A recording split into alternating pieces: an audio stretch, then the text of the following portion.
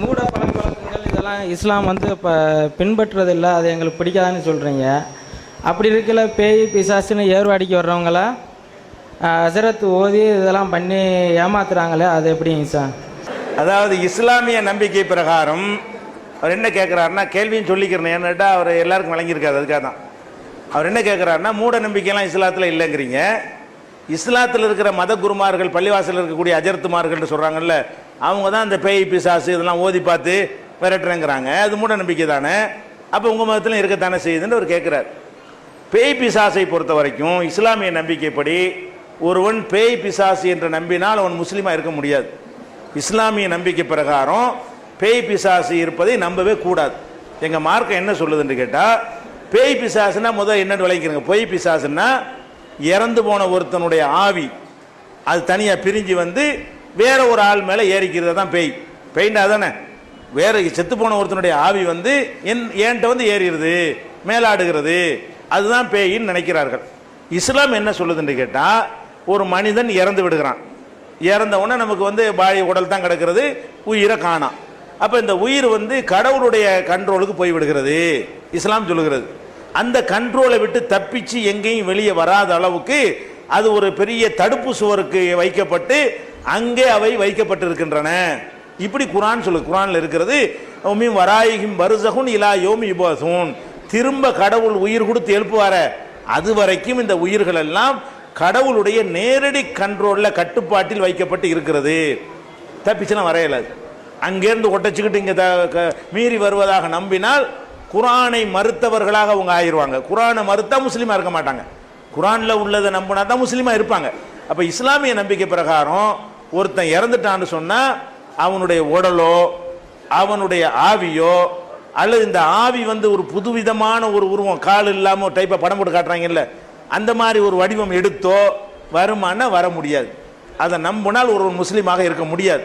அப்போ இதை ஃபஸ்ட்டு நீங்கள் வழங்கி கொள்ள வேண்டும். இஸ்லாத்தில் வந்து இது கிடையாது. எல்லா மதத்திலும் ஏமாற்றக்கூடியவர்கள் இருக்கிற மாதிரி எங்கள் மதத்திலும் ஏமாற்றக்கூடிய மத குருமார்கள் இருக்கிறார்கள். தாயத்து போடுறது, தகடு எழுதுறது, வெள்ளி ஏவல் வைக்கிறது, சூனியம் வைக்கிறது, பேய், இது எல்லாமே ஃப்ராடு என்று எங்கள் மார்க்கம் குரானில் எங்களுக்கு அப்படித்தான் இருக்கிறது. இதை வச்சு ஏமாற்றி கொண்டு என்ன செய்கிறாங்க. ஆனால் பைத்தியம் இருக்குல்ல, பலவிதமான பைத்தியங்கள் இருக்கிறது. அதுக்கு தீர்வு காரணம் சொல்ல முடியாமல் மனுஷன் என்ன பண்ணிட்டான்னா அது பேயின்ட்டான். இப்போ நான் பேசிக்கிட்டு இருக்கிறேன், தெளிவாக பேசும்போது நான் இன்னாருன்னு உங்களுக்கு தெரிகிறது. உலகத்தில் இல்லாத பாஷையில் பேசினா அப்படிங்கன்னா என்ன செய்வீங்க? என்ன வேற பேய் வந்துருச்சு, நல்லா தானே இருந்தால் வேற என்னத்தை பேசுகிறான்னு என்ன செய்வீங்க?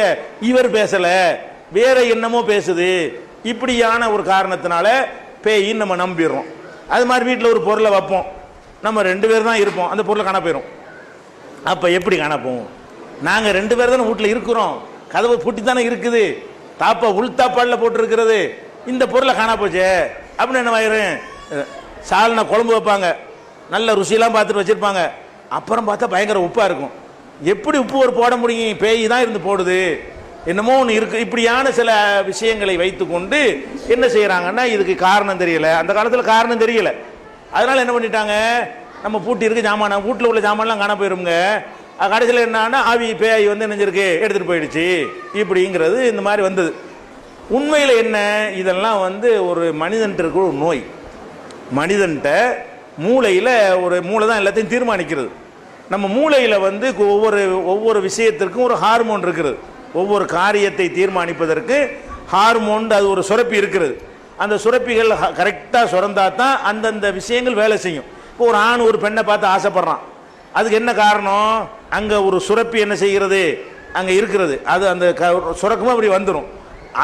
அதில் பிரச்சனையாச்சுன்னு வைங்க, ஒழுங்காக சுரக்கலன்னு வைங்க, பொம்மை மாதிரி தான் தெரியும். பொம்பளை பார்ப்பா என்ன செய்யும், ஒரு பொம்மையை பார்த்தா என்ன செய்யும், அப்படி தான் ஒரு ஆம்பளைக்கு தெரியும். அப்போ இப்படியான அதுக்கு கூட அதான் ஹார்மோன் தான் காரணமாக இருக்கிறது. சிந்திக்கிறதுக்கு, கவலைப்படுறதுக்கு, கோவப்படுறதுக்கு ஒவ்வொன்றுக்கு தனித்தனியான ஹார்மோன்கள் சுரக்க வேண்டும். இதில் வந்து சில ஹார்மோன்கள் வந்து குறைஞ்சவன என்ன செய்யணும்னா இயற்கையாக உள்ளதுக்கு மாற்றமாக அவனே செய்வான், அவனுக்கே தெரியாது. சில பேர் நீங்கள் பார்க்க தூக்கத்தில் நடப்பான். ஒரு மனுஷன் தூங்குனான்னா எந்திரிச்சு உட்கார வச்சோன்னா முழிச்சிடணும், இது இயற்கை. ஒருத்தன் தூங்குறான், எழுப்பி உட்கார வைக்கணும், முழிச்சிடணுமா இல்லையா? முழிச்சிடணும். சரி, உட்கார்ந்து கூட தூங்குறான்னு வைங்க, எழுப்பி நிப்பாட்டி வச்சா முழிச்சிடணும். ஏன்? பேலன்ஸில் நிற்க வேண்டி இருக்கிறது. பேலன்ஸில் நிற்கிறதுக்கு முடிச்சிருந்தா தான் நிற்க முடியும். தூங்கிட்டு தான் கீழே விழுந்துருவோம்.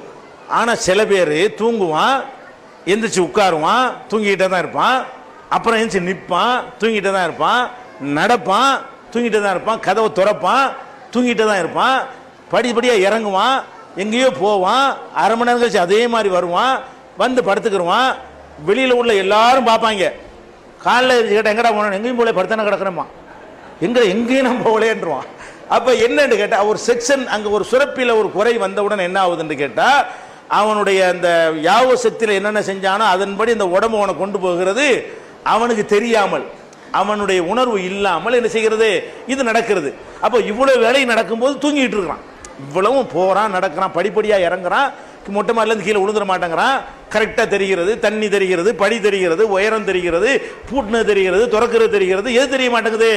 நம்ம தூங்குறவங்கிறது தெரிய மாட்டேங்குது. அப்போ அந்த மாதிரியாக உள்ளதுக்கு என்ன காரணம்? அதுக்கு ஒரு ஹார்மோன் இருக்குதுங்க. அதே மாதிரி இன்னொரு நோய் என்னன்னு கேட்டால் அவன் பொருள் வீட்டில் இருக்குமா, அவனே எடுத்து அவனே ஒழிப்பான் ஒரு நேரத்தில். அது ஒரு ஹார்மோன். அந்த ஹார்மோன் சரியாக வேலை செஞ்சால் அவன் செய்கிறது அவனுக்கே தெரியும். அவன் செய்கிறது என்னன்னு அவனுக்கு தெரியாமல் போகும்போது வீட்டில் புருஷன் பொண்டாட்டி மட்டும் இருப்பாங்க, ஒரு வளையலை கழட்டி வச்சுருவாங்களா, அது வரைக்கும் அந்த ஹார்மோன் ஒழுங்காக வேலை செஞ்சுட்டு இருக்கும். திடீர்னு அந்த ஹார்மோனில் ஏதாவது குறை வந்துருச்சுன்னு வைங்க, சில ஆளுக்கு திடீர்னு ப்ரெஷர் இறங்கி போயிரும்ல, சுகர் இறங்கி போயிடும், சீனி எள்ளி போட்டால் தான் சரியாக வரும். அந்த மாதிரி அது இறங்கணும்னு என்னவாயிரும்னு கேட்டால் அவங்க செய்கிற எதுவுமே அவங்களுக்கு தெரியாது. வளையலை எடுத்துக்கொண்டு போய் எங்கேயாவது கொண்டு வச்சிருப்பாங்க, அவங்களுக்கே தெரியாது, அவங்க தான் வச்சிருப்பாங்க, யாருமே வந்திருக்க மாட்டாங்க. அப்போ கொஞ்சம் நேரத்துக்கு இந்த ஹார்மோன் சரியாயிருமா, சரி என்ன போகிறேன் இங்கே தான் நான் வச்சேன், யாரும் வரவே இல்லை, பூட்டி தான் இருக்குது இந்த சாதிப்பாவை. கடைசியில் என்னவாயிரம், கூப்பிடு, அசத்தை கூப்பிடு, மந்திரவாதியை கூப்பிடு, ஓதி பாரு, தாயத்தை போடு, இதில் சைத்தான் ஏதோ வந்துருச்சு, பேய் வந்துருச்சு, இப்படித்தான். அப்போ எல்லாமே மூளையில் உள்ளதாங்க. மூளையுடைய அந்த திரவத்தினுடைய சுரப்பினால நம்ம செய்கிற விஷயங்களை நமக்கு தெரியாது. நம்ம நிறைய என்ன செய்வோம், உப்பள்ளி அவனே கொண்டு போடுவான், அவனே போட்டு அவனுக்கு தெரியாது யார் இந்த உப்பை போட்டாமா.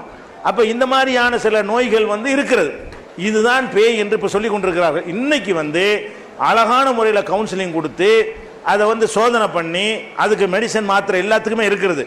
எலக்ட்ரிக் ஷாக் வைப்பாங்க, அல்லது அந்த மைல்டு பண்ணுறதுக்காக வேண்டி சில மாத்திரைகளை கொடுத்து என்ன செய்வாங்க, அந்த ஹார்மோனை சுரக்க செய்வாங்க. அதை செஞ்சிட்டோம்னு சொன்னால் ஒரு வாரம் 10 நாளில் சரியாக வந்துடும், நார்மலாகிடுவாங்க.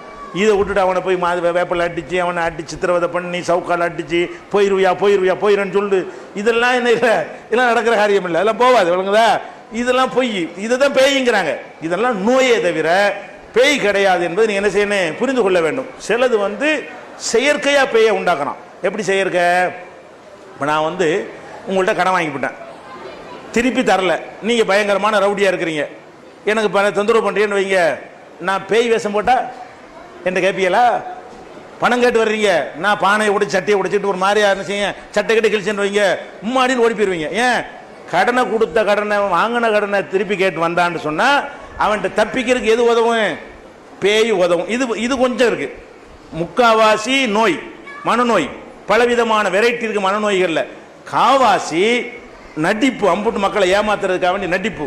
ஒரு இடத்துல சாராயம் காய்ச்சலான்னு வைங்க, அவன் என்ன செய்வான்டா, போலீஸ்லாம் வரக்கூடாங்கிறதுக்காக வேண்டி அந்த மரத்துக்கு இந்த மரத்துக்கு ஒரு கைத்தை கட்டி சங்கிலியை கட்டி விட்டுருப்பான். போலீஸ் வரும்போது இப்படி சிலுப்பான், சலக்குமா போலீஸ் ஓடி போயிடுவான்.